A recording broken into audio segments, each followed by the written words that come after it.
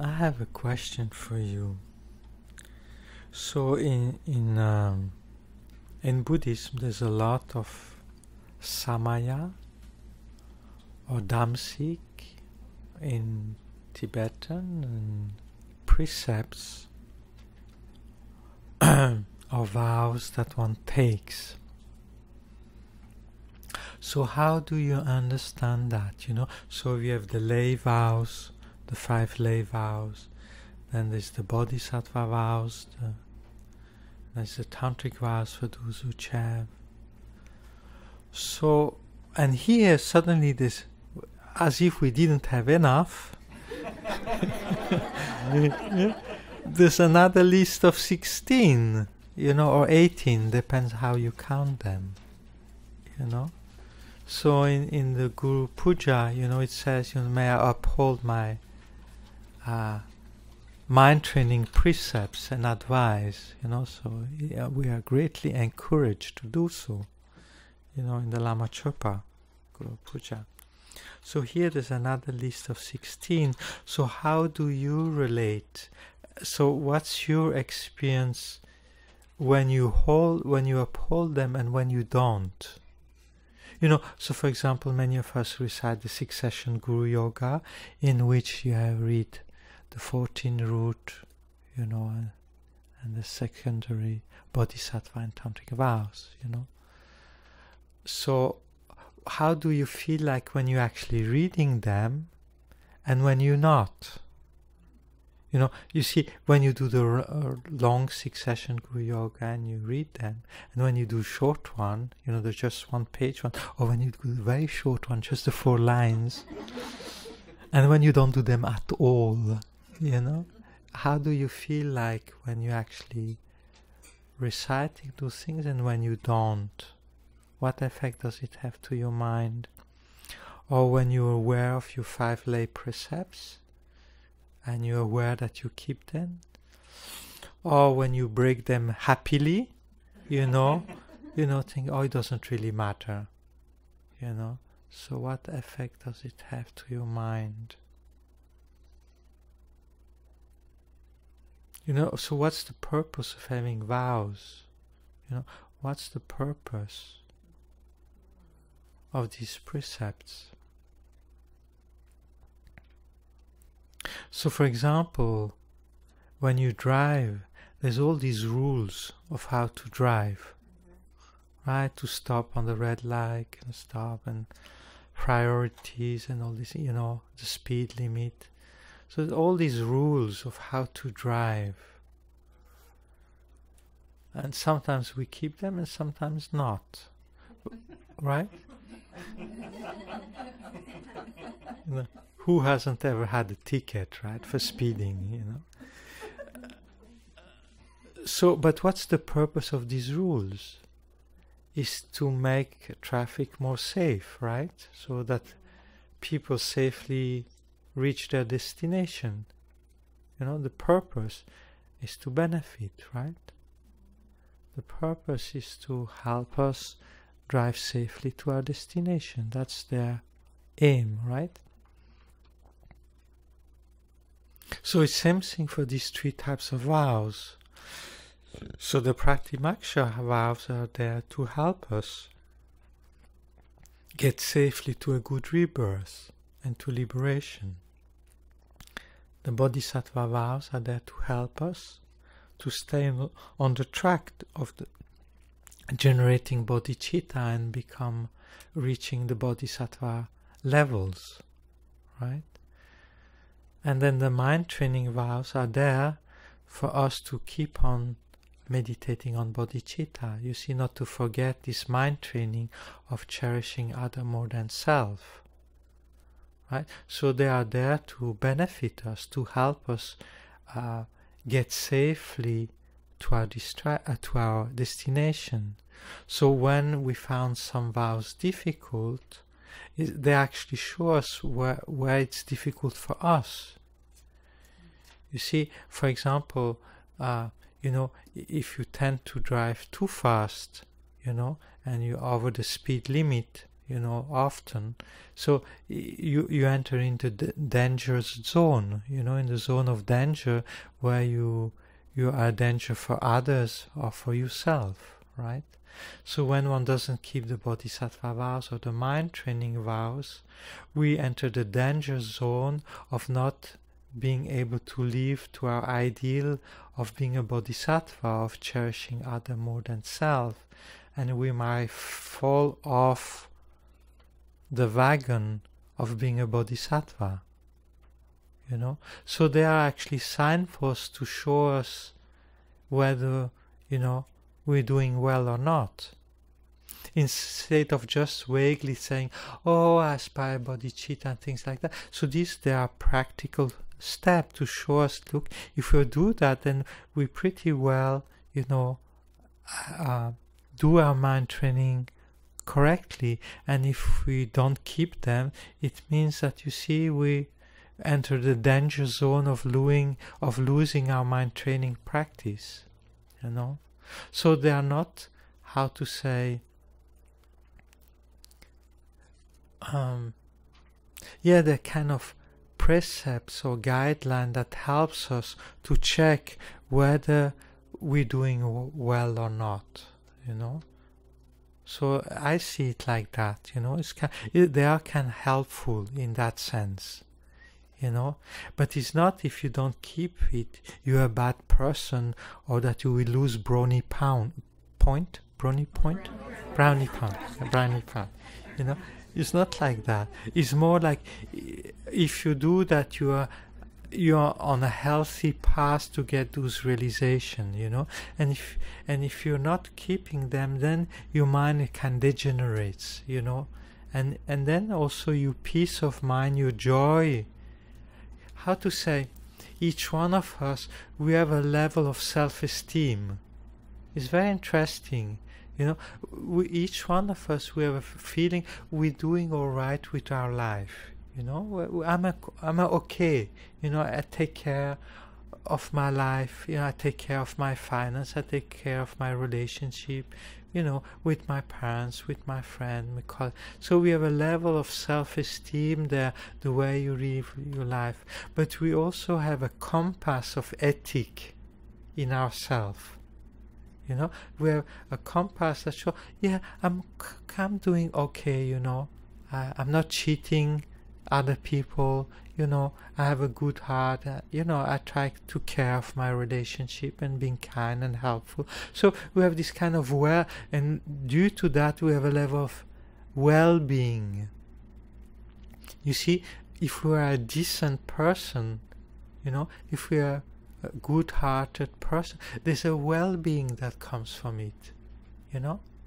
You might not be the richest, the smartest, you know, the fastest, the handsomest, but you have this inner well-being because you're a decent person, you know. So when you keep your vows, you have this feeling of satisfaction, of feeling comfortable with yourself. You have this inner well-being that comes about, you know. So that's it's very interesting, you know. So if I read, so you see, when I do the short succession, after a while I feel something is missing and I go back to the long one, because reading the vows is actually helpful. You know, they show me in which area I'm lacking and which area I'm okay, you know. So it's kind of nice like that, you know. Yeah. So here you see, for those which take mind training seriously, there's this commitment that are helpful to keep. So again, it's useful to read them from time to time. So how to say, it's almost like it repeats what we already meditated on before. You know, it's just give it a different bent or go into more detail in certain areas, you know.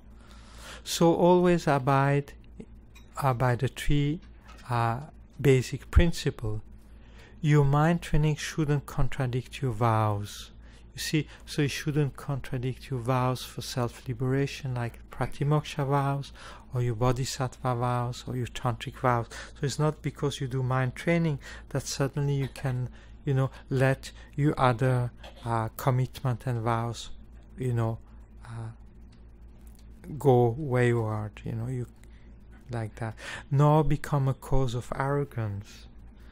I think in the West I don't see many people who can become arrogant with practicing mind training, I haven't seen that very much. Have you met people which become arrogant with mind training? Not much, isn't it? No.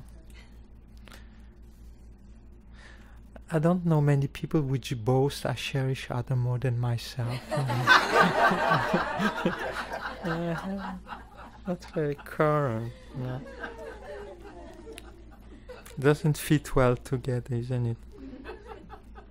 And should be impartial. So this is more difficult. So some people, they're very loving and very caring for their partner, their children, their parent, their friends, but as soon as it goes beyond their circle of purpose, suddenly they become, more indifferent, less warm, So this, to be impartial is, so even in the teaching it says, you see, it even includes, so for example, some people, they are very loving to their dog and cat, but not to the mice and mosquitoes and flies. So they make a big distinction among the animals, right? So when one has, being impartial means everyone, every sentient being, right? So that is an area, we all can work on a bit, It's not easy. For example, Lama Zopa Rinpoche, really you can see this impartiality, He might even miss a plane to save the ants, because in airports in India sometimes there's a row of ant crossing. So he stops and asks for a piece of paper, and then he takes each, the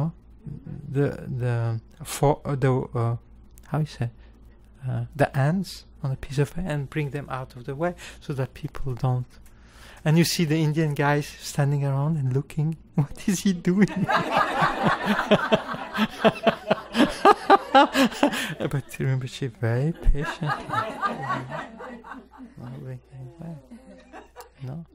So total equanimity, these beings they also want to be happy and they don't want to suffer. They don't.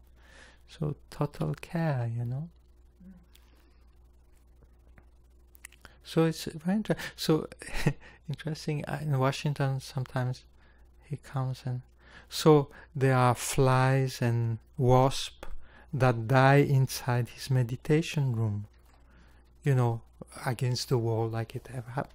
So he asks us to put them together and then put on a bowl on his table, and he does a puja, for the insect that have died, Very interesting, So care for each sentient being, So impartial. He would do that for a human being, but he does it also for insects. Whereas us, insects.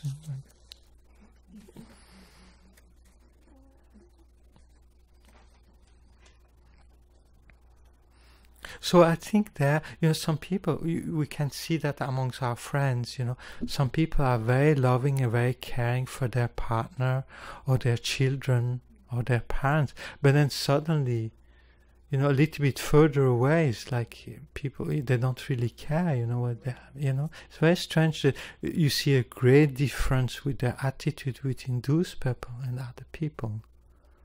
So, and if we check our attitude, we in our life might have some special people in our life, So those we are very warm, very caring, very patient, but then when it goes further, we are less patient and less loving. So there is an area we have to work on, So so change our attitude, but change your attitude, but act naturally. So this again, I think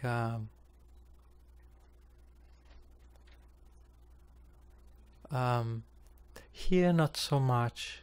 You see, in Asia in the old times, when you go to Kopan course, things like that, so it was the hippie time, so people would start wearing how to say, malas, things like that, wearing chubas, a Tibetan dress, so and kind of ringing bell doje, buying, Cho Damaru, and it became a whole scene, You enter the Dharma scene, with all its ornaments, no? So you felt part of the club if you had all, this ornament. So usually with mind training it's better to, and also sometimes, people sob, and cry out of love and compassion. Actually, it's very interesting. In certain culture, you rent or you hire people to cry at the funeral. So the more you can rent people, the more you have people crying at the funeral, the better it is, It's very interesting. So here it says, mind training, you try to remain natural, you don't change your outer appearance or your personality, I think also the first years in Dharma, I think we all go through that phase. We're so enthusiastic with Dharma, we want to convert all people around us. We give our books and our things and share, and, kind of like that. And then after a while, you start realizing, it doesn't really work that way. Kind of like that, become, more natural. So I think it's a phase, we go through. But so here it says, you act naturally. You don't change your behavior or the way you dress or, And then don't speak about the shortcomings of others. So this is another thing, sometimes, by doing so we might hurt other, by speaking about them. So there's something, if you think the time is right, the place is right, and you can give an advice that can be listened to, that can benefit. So that's one thing. But to speak, to a third person about gossiping about the problems of other or their mistake, or see, oh look, that person is so fat, oh that person has such a big nose, so this kind of talking, are very hurtful and no benefit, So we should be, mindful that that's hurtful and it's against our love, compassion, and wishing all beings to be happy, right? And then don't think about them. You see, so there is not only speaking about them, but even thinking about it. So you don't think about other people's fault. There's no benefit. It just undermines your love and compassion. I think that it's a very interesting teachings you have, is that you do that with your spiritual teacher. In the first topic on Lamrim is how to rely on the spiritual teacher, and then it says, if you want for your mind to have a pure view of your teacher, you think about his or her qualities and you don't think about his or her mistakes. So the more you think about his or her qualities, the more your love and devotion and pure view will increase.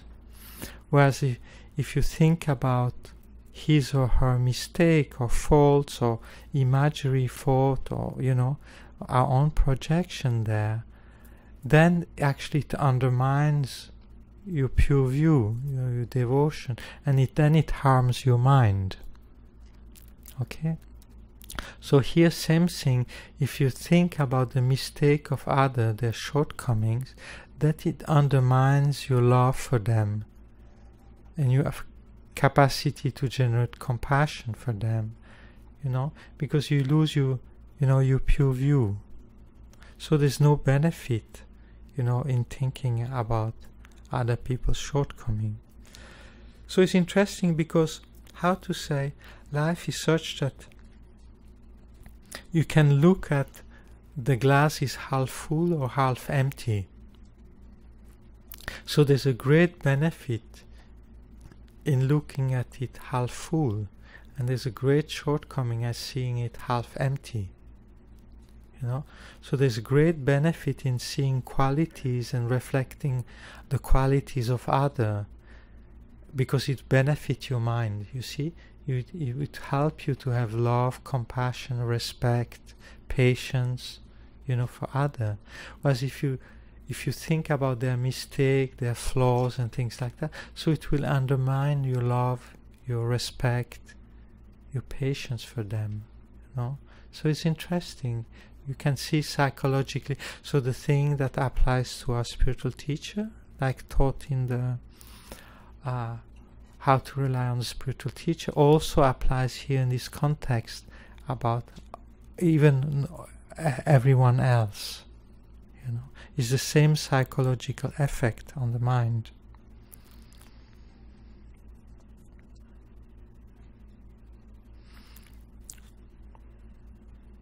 So it's better, you see, when you see, when you see something positive in other, so it's good to notice, oh, that person is actually patient, oh, that person has a good heart, oh, that person has some wisdom, so to recognize when you hear or see something in other good, you acknowledge it, and then if you can, then you share it with someone. Oh, that person actually, has this and that good quality, and is nice, and I did that nice things, and that's nice idea, so you praise and you compliment other. So that's very good. You see, it creates a positive energy,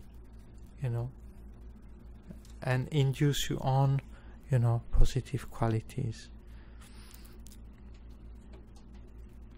And then deal first with your stronger disturbing emotion. So again, this is important. First you have to acknowledge, to see what problem is your stronger, you might get often upset, so then you recognize, you might get upset 10 times a day, so you recognize, I get irritable, I get angry 10 times a day, so you notice it, so you reckon, okay, I have longing desire maybe 2-3 times a day, but I get upset 10, so my biggest problem with irritation and anger, right? So then that's your bigger problems, and then you apply antidote to that, right? So you meditate more on love, compassion, especially towards the people with whom you get angry and upset, irritable, and then you try to develop patience and think about their qualities and the negative point of anger, how it destroys all your positive karma, and then why to get upset. If I can do something about it, I just do it, and there's no benefit in getting upset if there's nothing to be done about it. So you give all these reasons that you find in Shantideva's chapter on patience. You have a whole list of way of thinking so as you not get upset. So then you make that your main practice. You see, when you read every day, you would read that a few verses on chapter on patience from Shantideva, and then you apply them to whatever problem you have.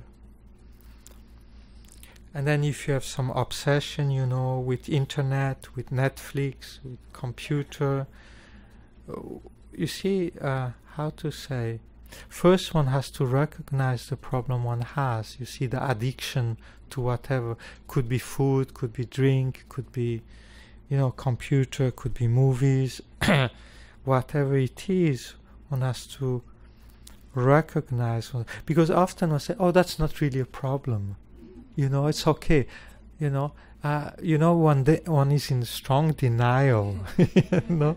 So the first step is actually, okay, I have this problem, you know. So it's to acknowledge I'm obsessed with that, and I give in to so many times a day, you know, and I waste my time doing that, and I create negative karma that I have to experience as suffering in the future. No? And then I feed my attachment, it just becomes greater, and my unsatisfaction becomes greater. No? So one has to recognize all these points about one's attachment or, you know, one's problem. And then apply the antidote. No? You know,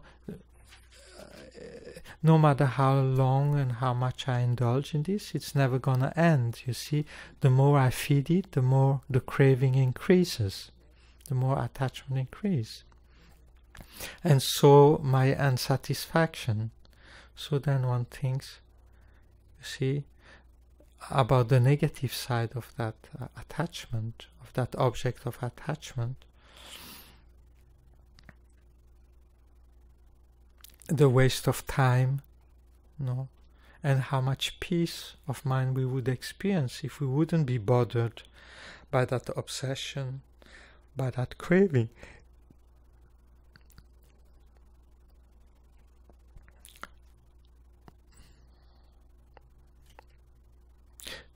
So, how to say, there's many delusions one has, but one has to recognize one's strongest and then work on that every day, you know. So I think it's a very good advice, you know, very good advice, and yeah, I should practice myself.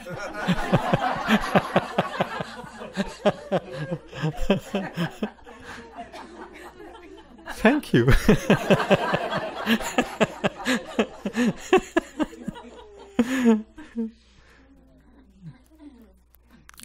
I think the main thing there is denial, you know. I don't really have a problem, you know. I think that's the main step. Then, so first recognize, oh, I have this addiction, I have this problem, and then recognize it as it's negative, you know, and then, you know, applying antidote, and then rejoicing when, if that addiction decreases in intensity or frequency, you know, and then one can get rid of it. And then give up all hopes of reward. You see, so sometimes one makes a good deeds, but wants everybody to know, you know, how good one am, or, you know, what good, you know, one wants one name to be written down, you know, below, you know, this person has offered so much for that project, or things that, you know, one wants to be acknowledged for one's good deed, you know. Oh, you've been so, you know, one needs to be tapped in the back, thank you, pat in the back, you know, physically or psychologically, you know, kind of like that. So here the idea is, no, one doesn't need that. How to say, one's satisfaction is simply in having a good heart and helping others. One doesn't need to be acknowledged and things, because that would just increase one's, there's a danger there to increase one's pride, you know. So it's better not to be acknowledged, and, you know, to be humble and discreet, you know, when one does virtuous action. Avoid doing positive action with out of an impure motivation. So again, there, you see, we have to check why we do something. Do we want to be praised or admired or, you know, thanked? You know, Or do I help you today because I want you to help me tomorrow? You know? Do I give you this because I expect another gift back?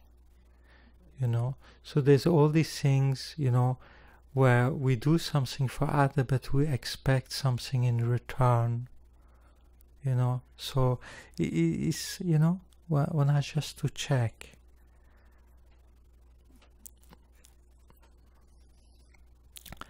Don't be loyal to your delusions. So again, it's a nice thing, you know. So let's say, you know, you see, we are patient with our anger, we are patient with our desire. You know, we befriend them and we don't counteract them, you know. So we're very we're very loyal to them, you know. I'm very loyal to my attachment to chocolate, you know. I'm very friend with it, you know. I don't apply any antidote. So here, you know, one shouldn't do like I do with chocolate. Do not disparage others. What, you have another word for disparage? Huh? Put that down, you know.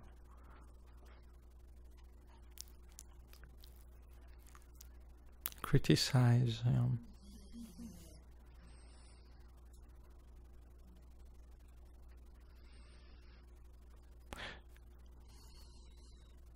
It's almost like the third point, you know, don't speak about the shortcoming of others. Right. So here, disparage is like, yeah, criticize, you know, more.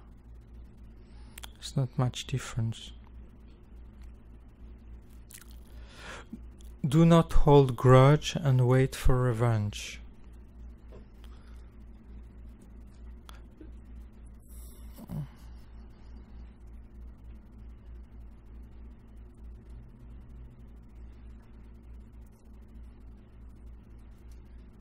Sometimes, you know, we are very hurt by someone's behavior or speech, you know, and at the moment we cannot do anything about it, but this deep hurt stays in us, you know, for many weeks or months or years, and then later on we are in a situation where we can actually criticize back, you know, or do something, and it happens spontaneously. It's almost like the energy of holding grudges stays subconsciously, and then when the situation arises, you know, another person, we wouldn't react like that, but because of this imprint in of the hurt in our mind, then the situation arises, it bursts out, you know, almost unconsciously.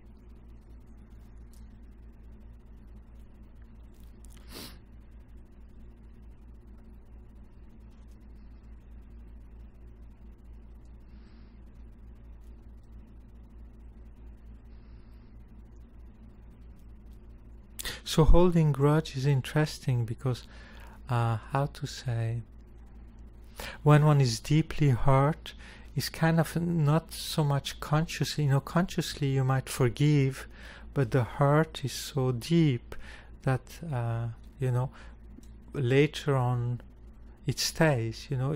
It's like you have been hurt so deep that it's difficult for you to trust again that person. You know, so for that person to win your trust back is very difficult, you know. So even though superficially you have forgiven and you know, you befriend, you know, you okay, you still work together and you make as if this thing hasn't happened, but deep down, you know, you've been really hurt, you know, and it's, you know, at that level it's kind of difficult, no? And then when the situation arises, it can, you know, suddenly that deep down can make you do or say things, you know. So superficially it seems quite easy. Oh yes, I should love all beings and have compassion, and I love everybody. I want to bring all beings to enlightenment. But when one is deeply hurt, it's difficult. I'm thinking nowadays you have these things of rape or sexual abuse as children and things like that.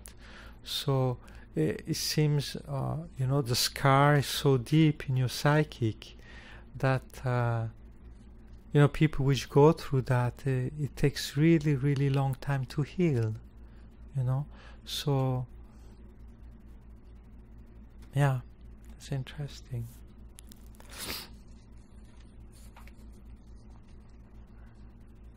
So then, when you deeply hurt, you see this holding grudge and waiting for revenge is actually, happens quite easily. It's not like, it won't happen to me. But when we really hurt, or let's say you're victim of an accident, somebody hurt you with a car and he was drunk and you didn't do anything wrong, you were at the right place, you drive properly, no mistake, but another person makes a huge mistake, and then you're paralyzed, or you're deeply injured or in pain for the rest of your life. You see, it's difficult then not to hold grudge, right? So then you have to do a lot of work, thinking about karma, about,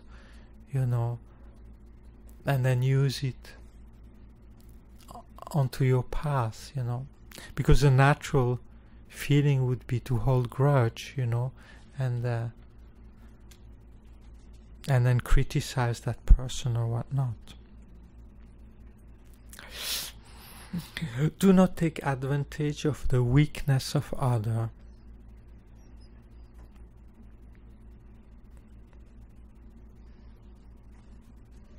So give me an example of that. How would you take advantage of the weakness of other?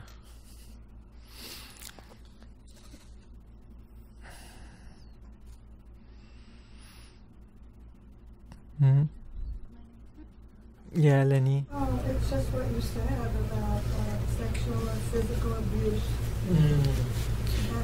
That's a perfect example. Yeah. Going through the weakest one. Yes. Doesn't have the power to stop it. Yes. Yeah. That could be one. Other fields. Someone else. Yeah. There's a lot of elder abuse that happens. Elder abuse. Yeah. Elder. Yeah. And in nursing homes, this is starting to come out where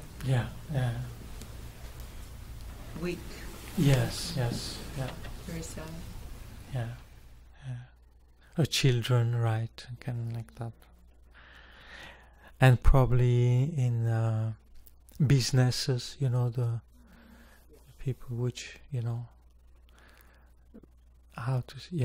probably also some form of racism there can also be, senior in a business compared to the newcomer. So this kind of weakness, yeah. Do not pass your own responsibility or blame of your fault on someone weaker than you. So I can there, so some example.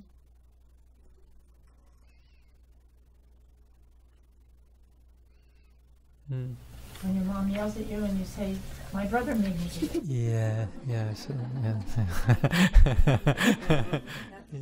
Yes. Yes. Yeah, probably in jobs, Subordinates. Subordinates. You see, you pass the blame of your fault to someone else. No. What else could come? The dog ate my homework. Yes.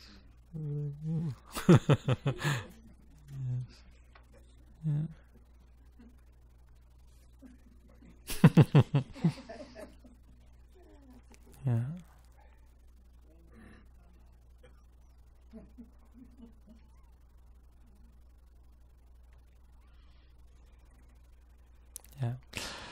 do not engage in mind training or ritual for selfish purpose. So I don't know what could be selfish purpose there. What do you think? How could you do? I mean, as monk, you know, in certain monasteries, so you get money if you do pujas. So you might go to people to do pujas just for getting the tea and the cookies and the nice meal, you know, instead of really caring and praying for the person which has died and or be sick. So that can happen. But do mind training for selfish purpose? What would be? I cannot think of something.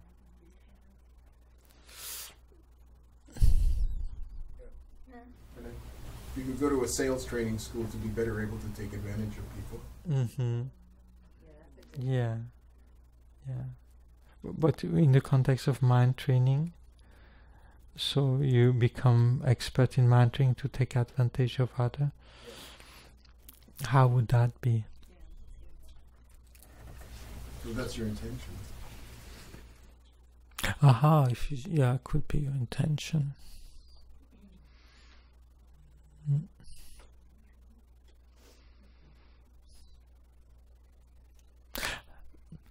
I can see that, you know, if you want to become a teacher, so you do that to become famous or to become admired, you know, that could be one way, you know.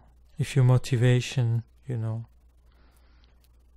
is to be recognized, yeah, maybe that. Do not seek to be the best, hoping for praise.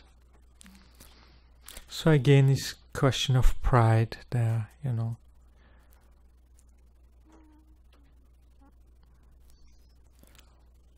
I think there's an example there, you know, how to say, you work on a project together with other people and they do most of the work, but then you want, you know, to be, you know, your name is at the bottom, you know, you as if you take the credential for the project, whereas actually the most work was done by other people. So I think you have that in certain book project or in certain building project, or you know, you have that. So what are the examples we have about that? Best hoping for praise.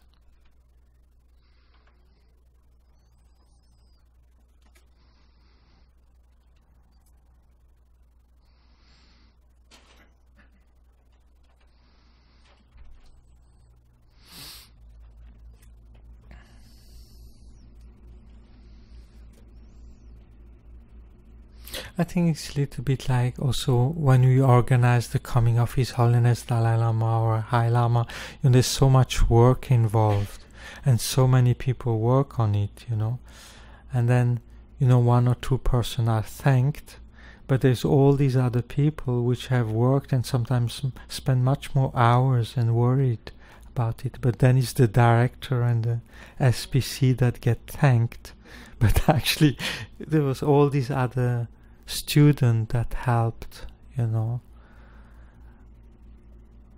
So it's interesting. So if one helps, you know, hoping, you know, to be thanked, kind of like that. Do not allow your spiritual development to make you feel superior.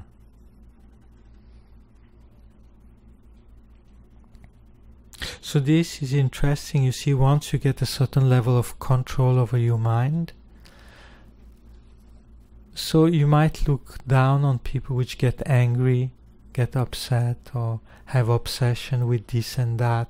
You know, for example, very subtly you can get look down upon people which go to the Alcoholic Anonymous, because you don't have that problem, you know, so you look down on them.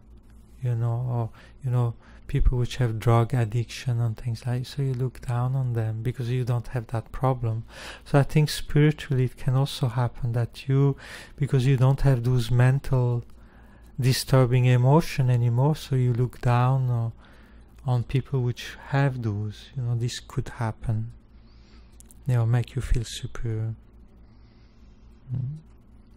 Do not take advantage of the suffering of others.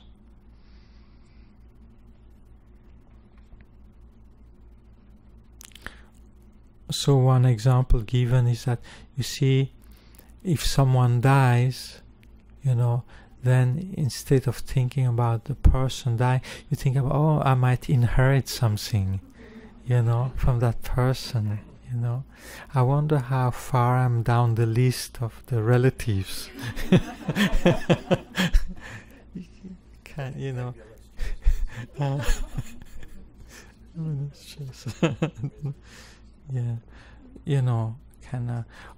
That person has this problem. Oh, he might get fired. Maybe I get the job. I get the promotion. Oh, that person got fired. Oh, I'm maybe next on the list. I might get the job. Yeah, some things like that. So anyway, if you look at all these states of mind, they are weakening your love, compassion, and bodhicitta, right? So it's good sometimes, you see, how to say, some are quite gross and it's quite easy to recognize, and others are more subtle, and we might not find ourselves in this situation now, but something could happen and this situation come up. But for me it gives me a kind of flavor, you see, how to say, a kind of attitude, of what not to do. And probably there's other things that are not written there that you recognize in you, things, that are not so clear, not so wholesome. And the purpose is, you see, all these attitudes, they are against our wish to live for the sake of all living beings, right? Each them have at the ground a self-centered attitude. No?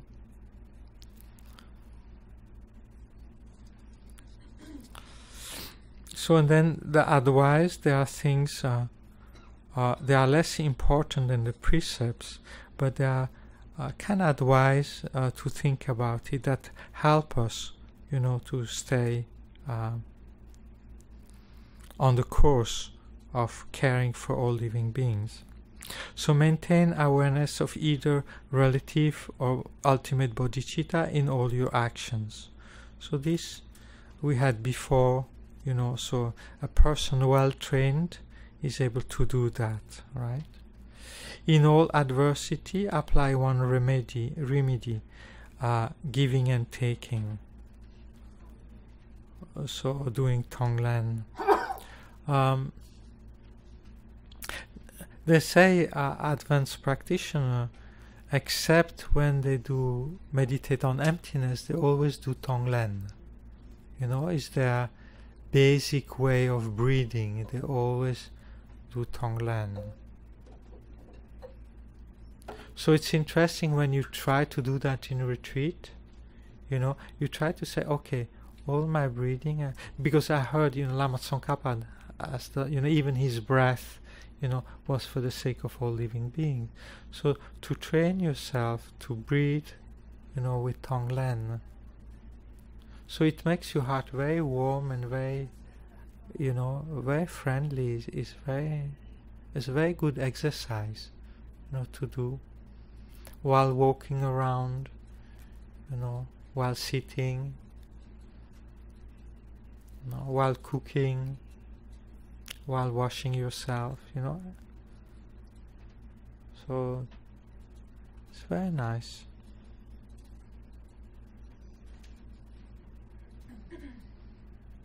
At some point you don't need even have thoughts anymore, simply you breathe with love and compassion, and there's no more thoughts.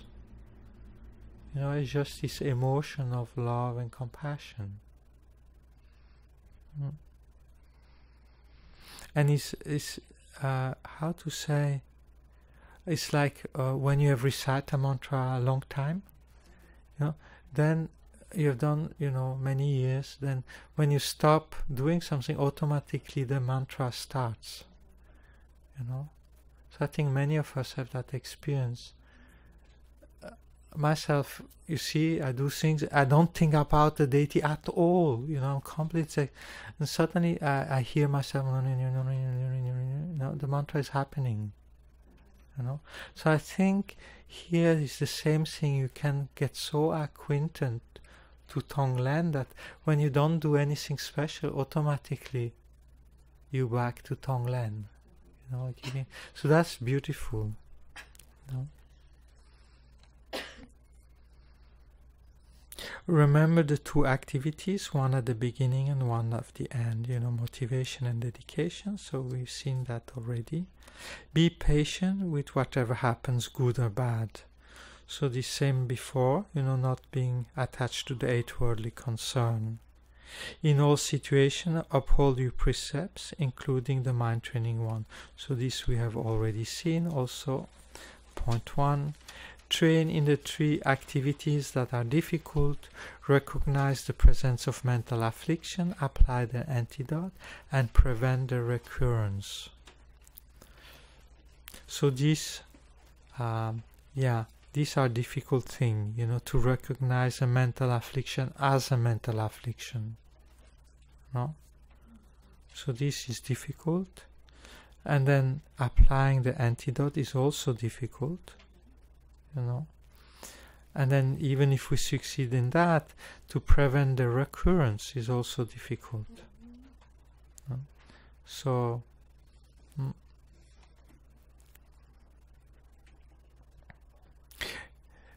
I remember, you know, there was this book of Lama Geshe, Becoming Your Own Psychotherapist. So it's exactly like that, you know. So these mental afflictions are seen as a sickness, you know, and then you become your therapist. You free yourself from this mental sickness, you know. So first by recognizing that you have that sickness, and then applying the antidote or the medicine, and then living in a lifestyle that prevents the recurrence of the disease.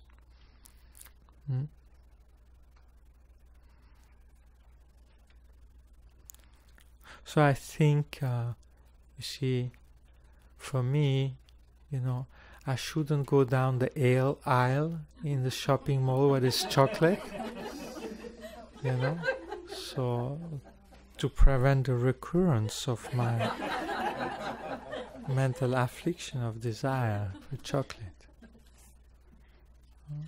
You're not alone.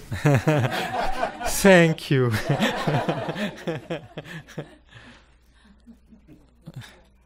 But that's, you see, if one has a problem with internet or with Netflix or with, you know, whatever it might be, so to not to go near the computer or not go near the TV or not near the fridge or whatever it is that where the object of our desire attachment is, no?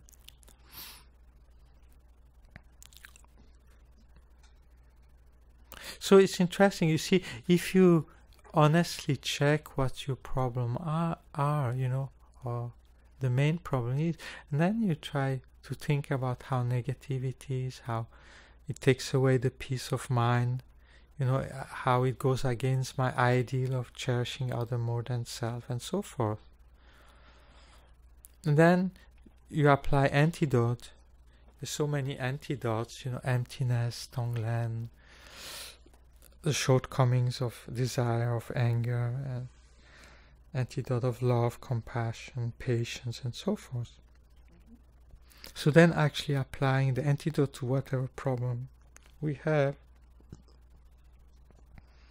and then trying to prevent the arisal maybe first for 1 hour, then 2 hours, then 1 day, 2 days.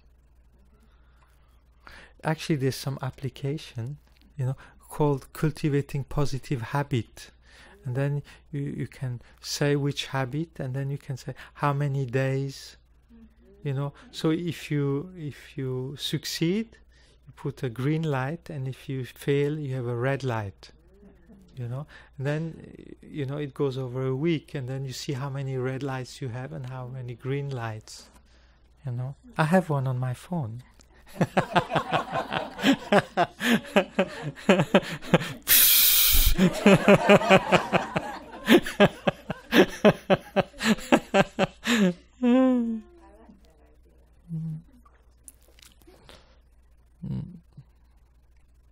And then acquire the 3 essential factors for spiritual growth: a qualified teacher, a mind intent on practice, and a superior material condition.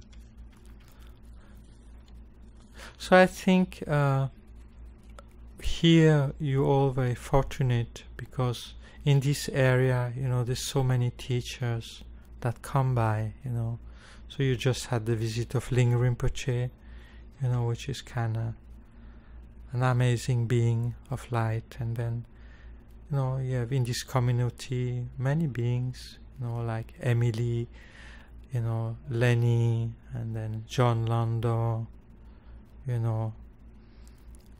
Judith, so many beings, which can teach and inspire us. So it's fantastic. So we need, example, we need role models and teacher. Very good. So in this area you have so many. And then Kenzo Rinpoche Losang Jampa, which lives nearby. Wow, and Geshe Dapa in San Francisco. So, we all know His Holiness Dalai Lama and Lama Zopa Rinpoche. So, you see, these beings are like luminary on the planet, spiritual luminary. And many of us knew Kirti Sanchab Rinpoche, Ribu Rinpoche, Choden Rinpoche, Geshe Jampa Tekchok. So many of those luminaries have passed away, and each one passed away, the world is spiritually darker. So we have the chance to meet so many of those beings and still meet, because you see, the teaching is not just words, it's also living experience.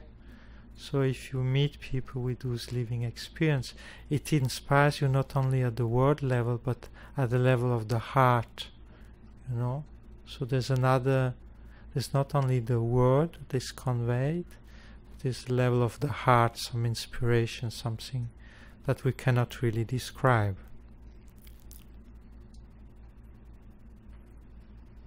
So we're extremely fortunate.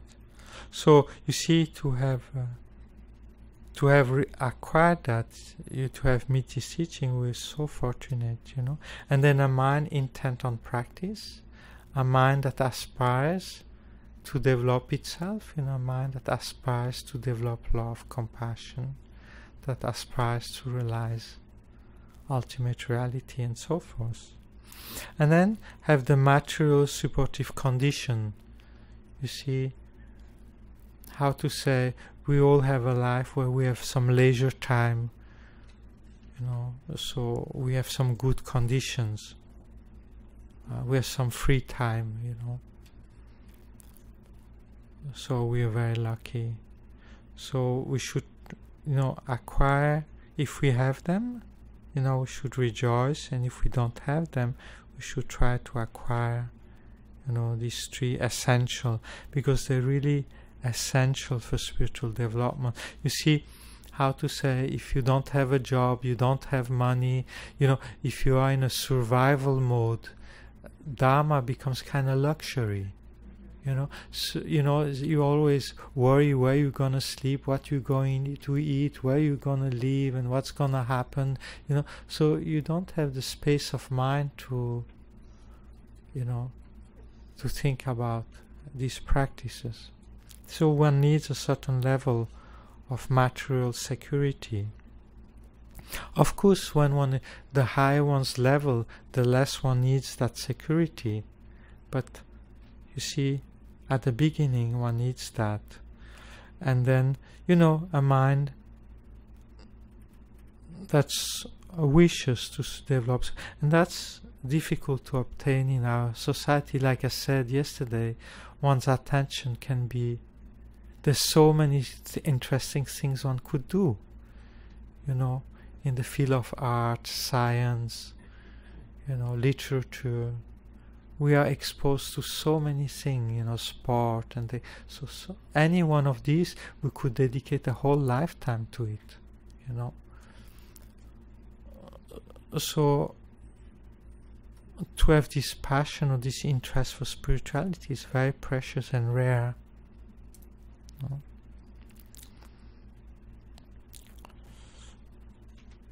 So then don't let these three degenerate: devotion to the teacher, enthusiasm for mind training, and the wish to help being.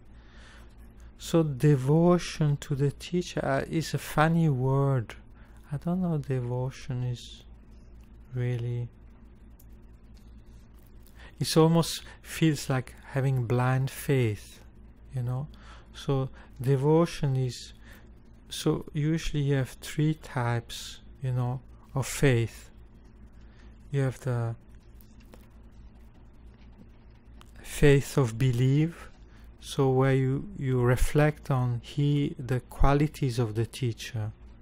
You see, his quality of love, compassion, his concentration, his ethic, his understanding of emptiness, his way or her way of teaching, how they touch you, how they inspire you, how you understand what he or she says, So this is faith of belief. And then you have admiring faith. You see these qualities, how wonderful that a living being has these qualities. When you compare his or her quality to the qualities of an average person, you say, wow, that person really has trained his or her mind, is a beautiful human being. So you have this admiring faith. And then you have this aspiring faith, you have this aspiration to become like that person, to also wish to emulate and have the same qualities yourself. So when we speak about devotion to a teacher, it implies all these three types of faith. You see? It's not just, oh, you're so beautiful, I love you. That's not enough. So it is a recognition of the qualities, and then how beautiful those qualities are, how rare, and then aspiring oneself to become like that. So that's in what we call devotion to a teacher,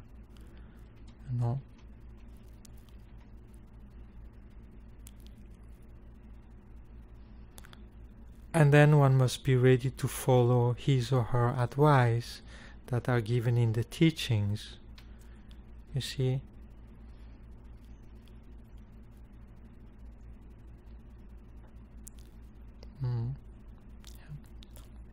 And then enthusiasm for mind training or for becoming a better person, to put these things into practice, and then the wish to benefit other, to have this big heart that cares for all living beings.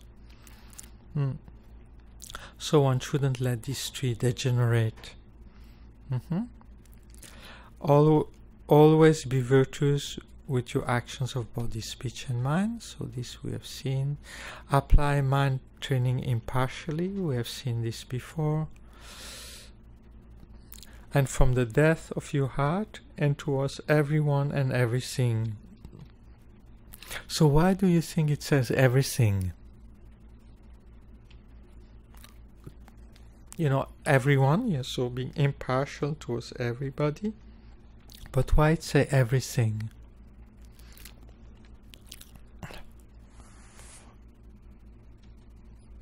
Maybe because we have so much preference for what we like and don't like. Yes, you can say that, yes. So there are also objects that we prefer than other, you know, kind of like that, yeah. Any other thing that comes to mind? Yeah. Ah, yeah. Maybe because we can have experiences that we would prefer or not prefer, and so if we keep our mind impartial to all experiences, then that is training the mind. That's the everything. Yeah, impartial to everything, to all our good and bad experience. Yes, could be like that.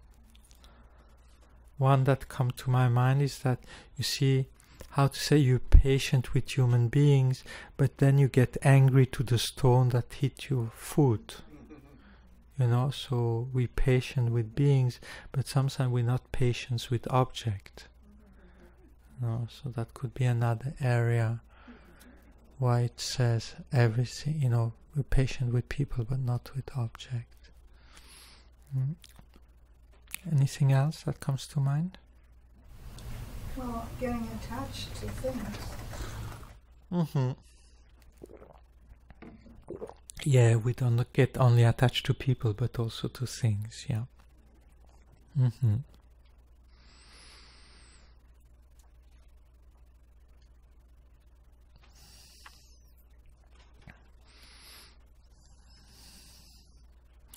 Pay special attention towards those closely related to you.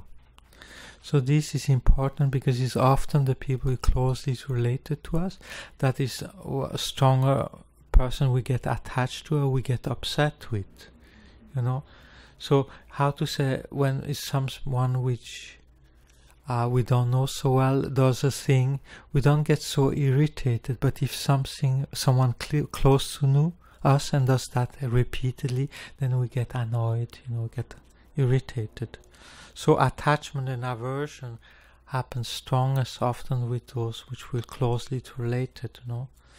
So we can see, you know, many negative action, you know, killing, things happen within families, you know, so the mental affliction seems to arise strongest towards those which were closely related, because our expectation, you know, are strongest with them. Don't be swayed by external conditions. So you see, some people, they're able to practice when the conditions are good, when they are in retreat, you know, things like that. But then when they have to go back to work and, you know, suddenly their whole practice falls apart. So here, you know, we have to become strong enough internally so that we are not swayed by external conditions. I know it's easier said than done, right? But, you know, we aspire to kind of like that. Practice what is most important at this time, bodhicitta, and applying the antidote to the delusion. You see, when it says most important at this time, what it means, what is most important now? You see, what's the most important practice? You see, because there's all these other practices that one could do. One could do sadhanas, one could do recitation sutras and all these things. But what's most urgent, I would say, you know, what is most urgent is that, you know, is to develop bodhicitta and apply the antidote to the delusions.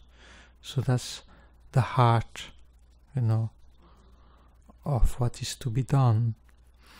And then, as it says, in a person which has trained his mind, you know, signs of success is a person that is able to apply the antidote to the delusion and is able to cultivate the two bodhicitta, right? So that's most important. And it's kind difficult in how to say for us, because we get so many teachings, you know, and it goes in so many different directions. It's so vast, you know. So sometimes, you know, often people used to go see Lama Geshe and said, you know, I receive all this teaching, initiation, but what Lama, what should I do? You know, they got completely lost into the vastness of all this practice, and then not knowing anymore what was the central point. So the central point would be that, you know, bodhicitta, and apply the antidote to the delusions. You know? Don't follow the worldly mind, you know. So, yeah, in this text, in this commentary, it gives a list, you know, of things opposite.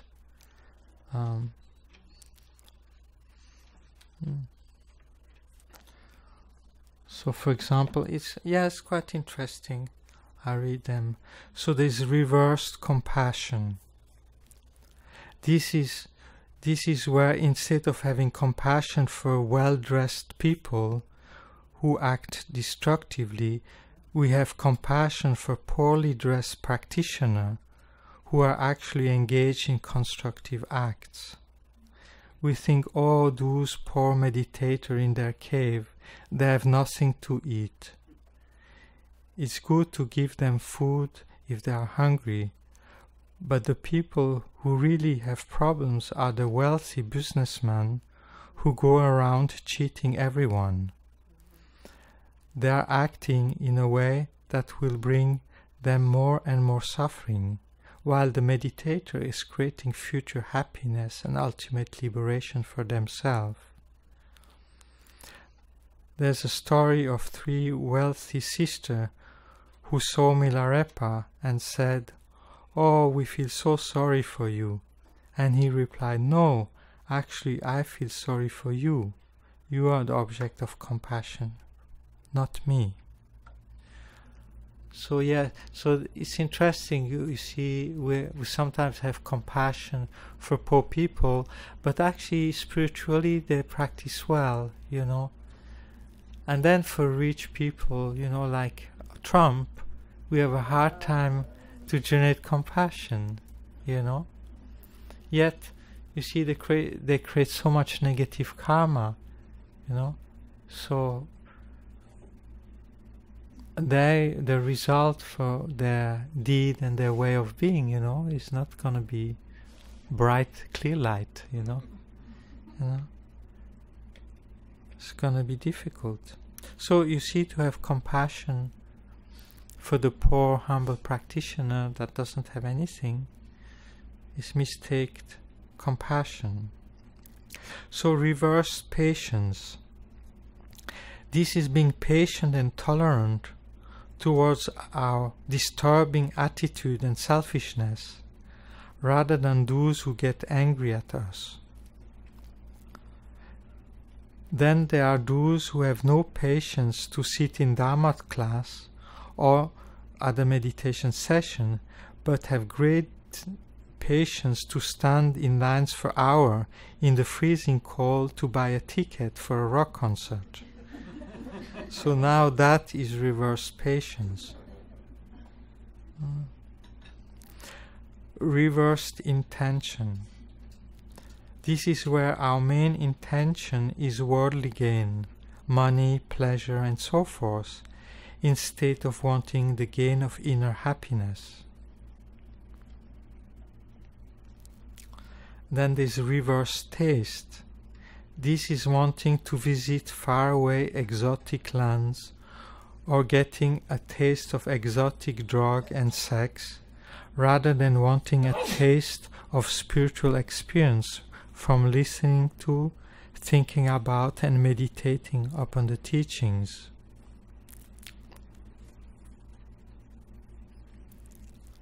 Then there's reversed interest. Instead of encouraging others to take an interest in spiritual practice, reverse interest is where we encourage them to make more money in business and so forth. Reverse rejoicing would be, rather than rejoicing in our own and other positive actions, we rejoice in our enemies and someones we don't like get into troubles or difficulties. So it's interesting to check, our mind sometimes, whether we have these worldly attitudes. No.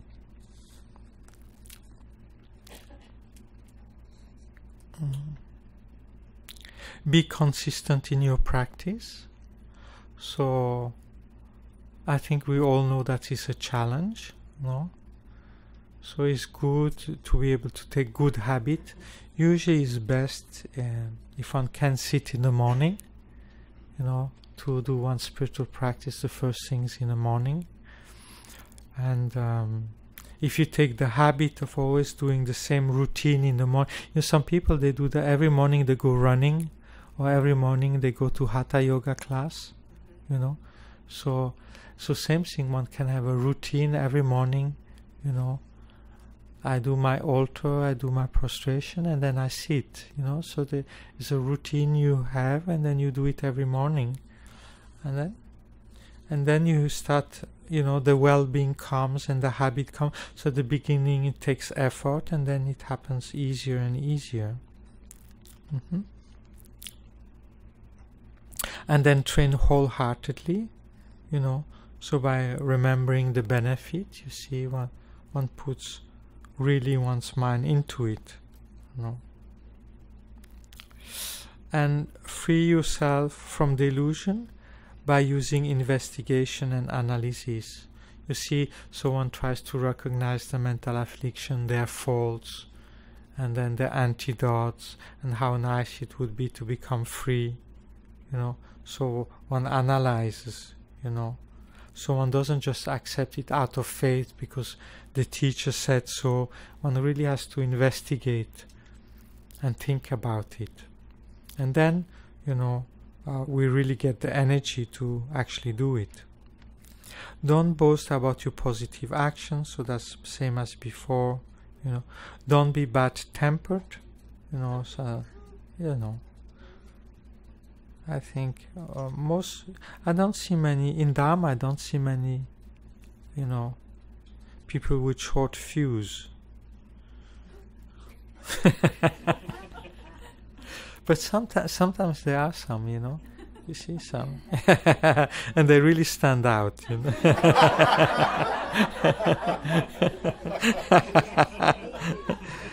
And then everybody can practice patience.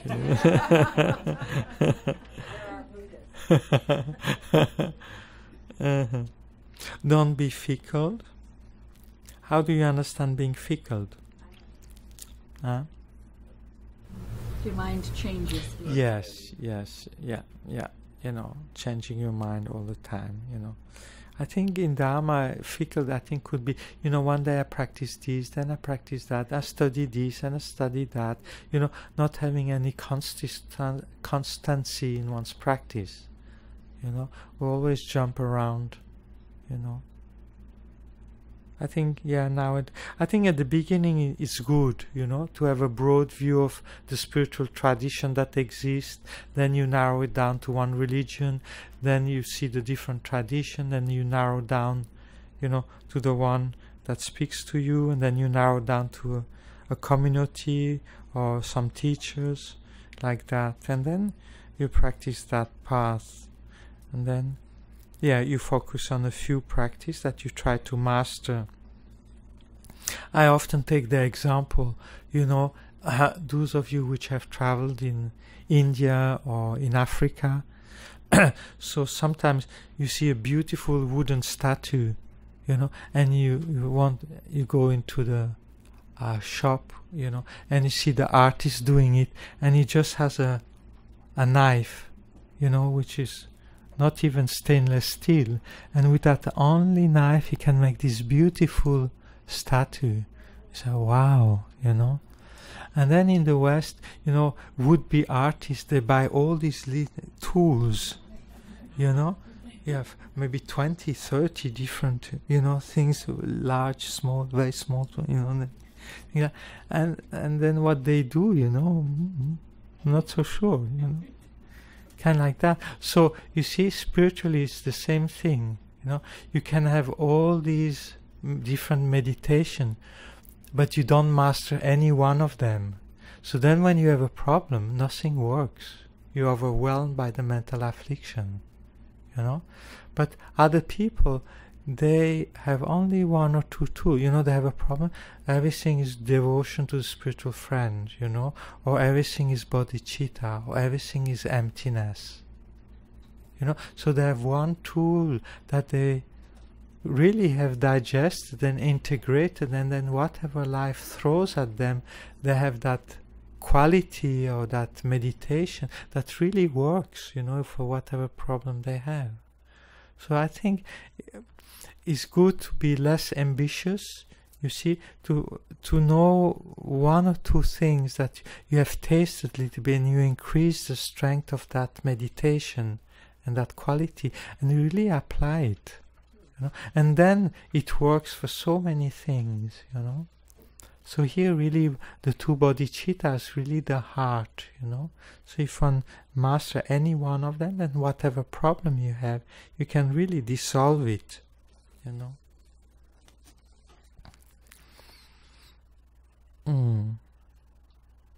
Or expect gratitude or thank yous,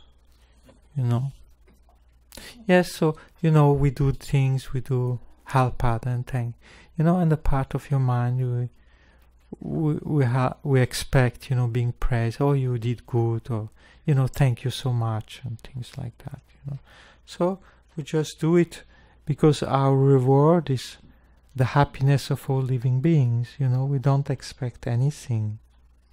And there's actually no one in us, that can be praised. There's no self within, So the one that gets satisfied when being praised is the, self-grasping mind.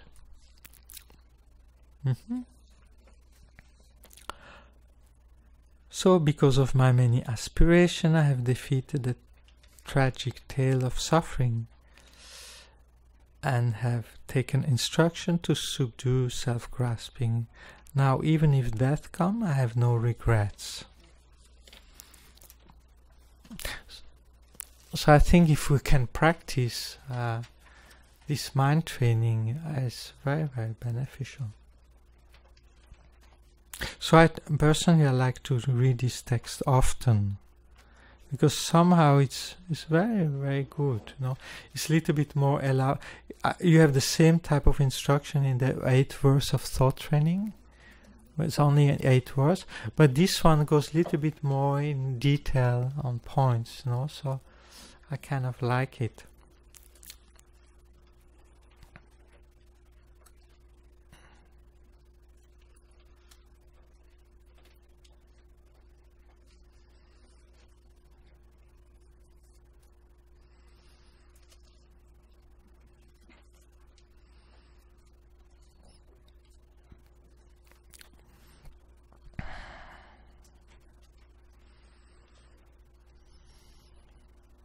All right, any questions or any comment? Yes. I guess I'm just, I have a question about karma. So if everything that happens to me is a result of karma, how would you explain things like the Holocaust? Is that like because of Hitler's karma or other people's karma? Like, how does it explain macro level events like that? Mm-hmm. So this probably, you see, in some past life, these people were together and did certain negative actions, together. And then in this life, it could be, 100 lives ago or even more. And then in this life, these things happen to them as a consequence of that deed they did, hundreds of lives ago. So they did something together, we don't know what, right? And then hundreds of lives later, they end up being all Jews together and being in that situation. You know, they might have done that as not Jews, you know, in a different, completely different setting, but they meet together in this life as Jews, and that happens to them together, you know. So that's how it's usually explained, you know. So how karma, you know, some negative action was done sometimes in the past, and that is the ripening of that. You know, kind of like that. Yeah. Related to that, Venerable, would they have had to have been human beings 100 years ago, 100 lifetimes ago? Or could they have been some, you know, aggregate of insects who went? I don't know. You know, usually the example they give, people have been as human in the past, and then that, but it doesn't necessarily mean that they have been humans. And also it doesn't necessarily mean that they did it together. You know, sometimes they did it together, but not necessarily. They might have just created the cause for a similar result, you know, and they just happen to be together, experiencing it together. Yeah, karma is very complex and very, you know, it's a very hidden phenomena. So to fully understand is actually difficult. One can just understand the how to say, the broad outlines, but the specifics of a particle suffering or a particle result, what's the cause, then you need clairvoyance, you know, and you need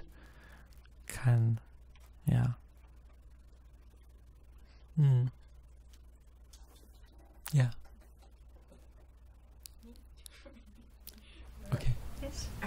So when you were talking about point 4 just now, you mentioned something about 5 wisdoms. What are the 5 wisdoms?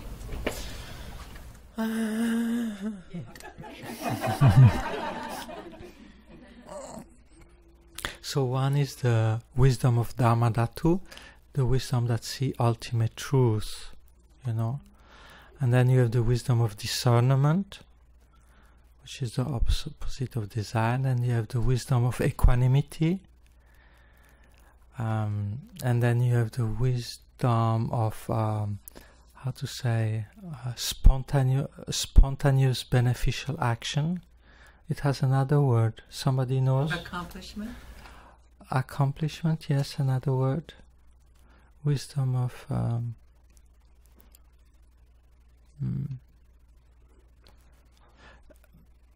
is Amoghasiddhi, you know, is the wisdom, is the karma, is the purification of the aggregate of karmic formation. So is the things that make you spontaneously do the right action that benefit others. You know, it's that wisdom that knows in any situation what needs to be done to benefit other. You know?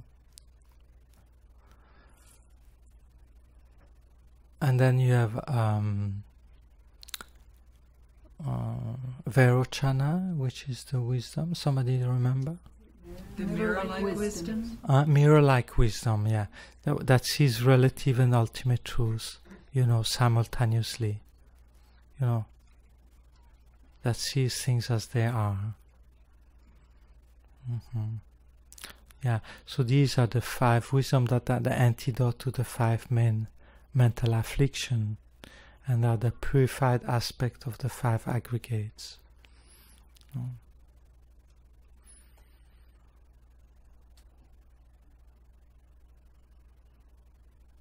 So the Amoghasiddhi is very interesting one. You see, is then when you have no more ego and you have perfected bodhicitta, compassion, you spontaneously do the right thing at the right time. You know, you don't need an ego. You know exactly what to say, what to do, you know, at the right time. You know?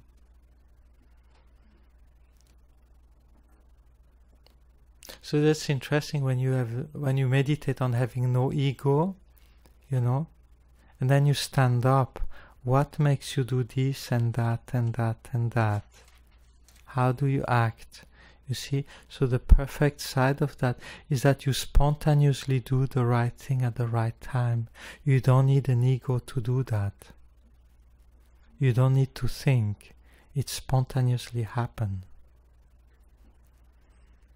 Because of your innate wisdom, you know. So this I found very interesting to observe.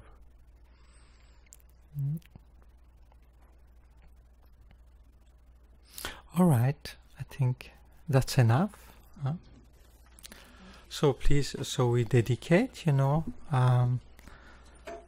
see whatever positive energy we have generated by coming here and patiently listen to René.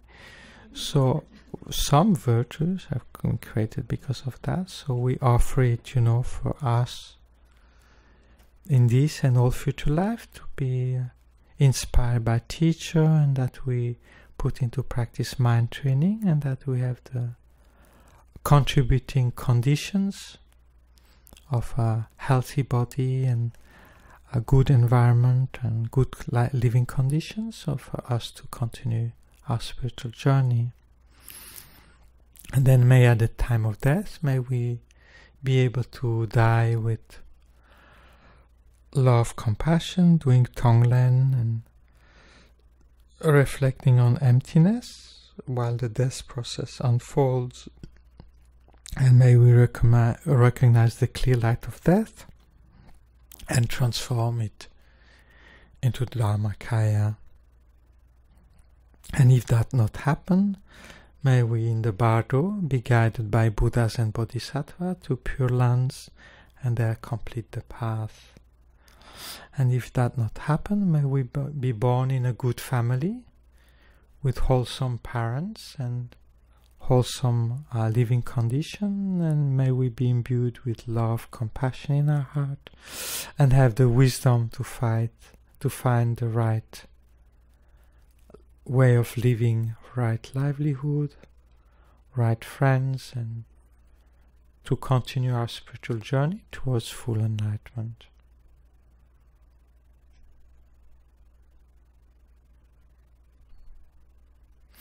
And may all centers like Ocean of Compassion flourish.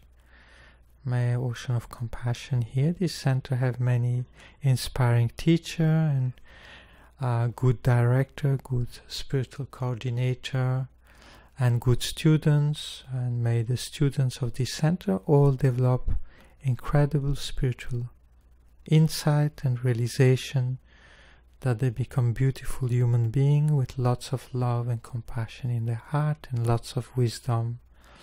And may they all have a happy and peaceful mind.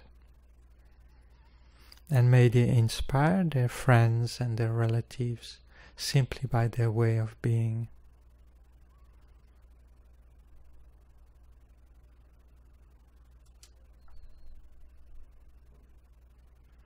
And may all teachers like His Holiness Dalai Lama, Lama Zopa Rinpoche, Khenzo Rinpoche Losang Jampa, and Geshe Dakpa, and all other spiritual friends that we know, that inspire us, may they have long life and good health, and may they teach us for many more years.